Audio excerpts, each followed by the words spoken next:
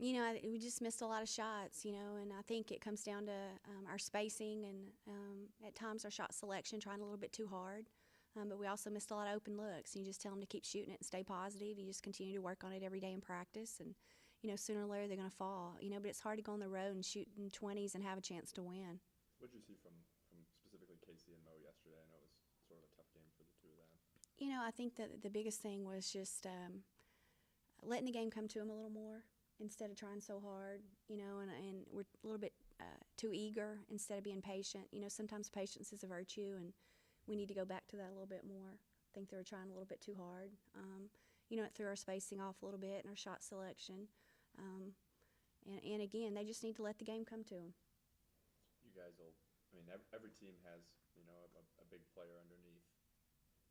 What sort of adjustment do you guys feel like you need to make, especially if Mallard's not back on Saturday? Well, I think that we've got to play a lot smarter, as far as the game plan and understand. We didn't do as good a job as we should have done last night on Davis, but at the same time, it's not just your post play.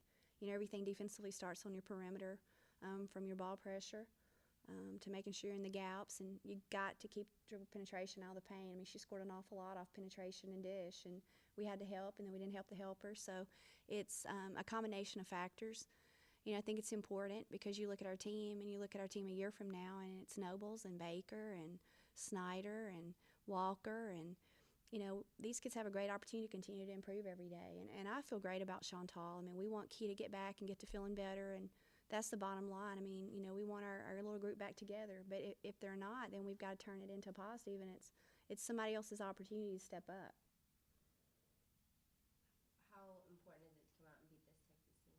Well, it's just because it's the next game, and obviously, when it's Texas Tech, there's a tremendous amount of pride, and there should be. When you look at the early days of the Southwest Conference, Texas was unbelievable, and then followed Texas Tech, and so out of respect for both programs and what they've done for women's basketball in general, there's a tremendous amount of pride when the ball goes up between these two programs, and there should be.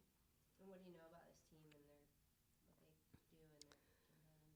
Well, they've been very similar to us. They've lost a couple of close ones.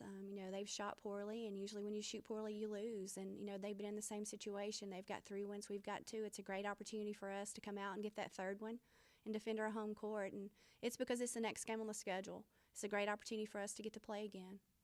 Jordan specifically mentioned that game 2 years ago here when you guys had that lead with 20 seconds left. And is that game something that still fuels this team, and especially the older kids that really want to get a win against Texas? I think it'd probably just be JB. She's probably the only one that has the maturity and the age to probably really remember.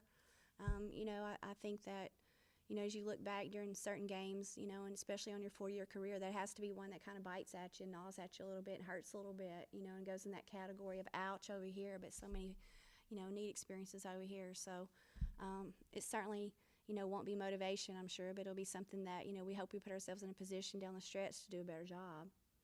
Do you have any sort of relationship with Gail and working wise and past experiences? We've both come into 2 similar situations. There's been no roadmap. There's been no blueprint for following legends. And, she certainly has, been an unbelievable friend, a colleague, someone that I look up to and respect, from her days at Duke and my days at Purdue. And she was at Purdue before I got there. So, it's just, again, I have so much respect and admiration because I think we've been in 2 similar situations as far as, as following legends. So, I have a lot of respect for her and always pulling for her if it's not against Tech.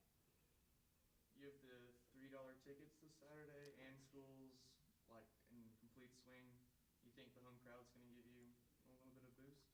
Yeah, I definitely think, we've been so pleased with our crowds all year, and, it's unbelievable. A week ago we had the opportunity to play at Iowa State, who was 0-5, and 11,900 showed up. Had the chance to play the Wednesday night before that, and there were 12,403. We played before 24,000 people that week. And so it's a credit to this league and the support for women's basketball. And my point with that, win or lose, it's important. You see so many women's basketball fans that are loyal, and I feel like our fans are really loyal, and I feel like they're going to continue to stick with this team, just as those folks at Iowa State did. It's just a tremendous league for women's basketball when it comes to attendance, and we're going to go out there Saturday, and we're going to play for those folks, and we're going to leave it all out there for them, and hopefully they'll come out and support us.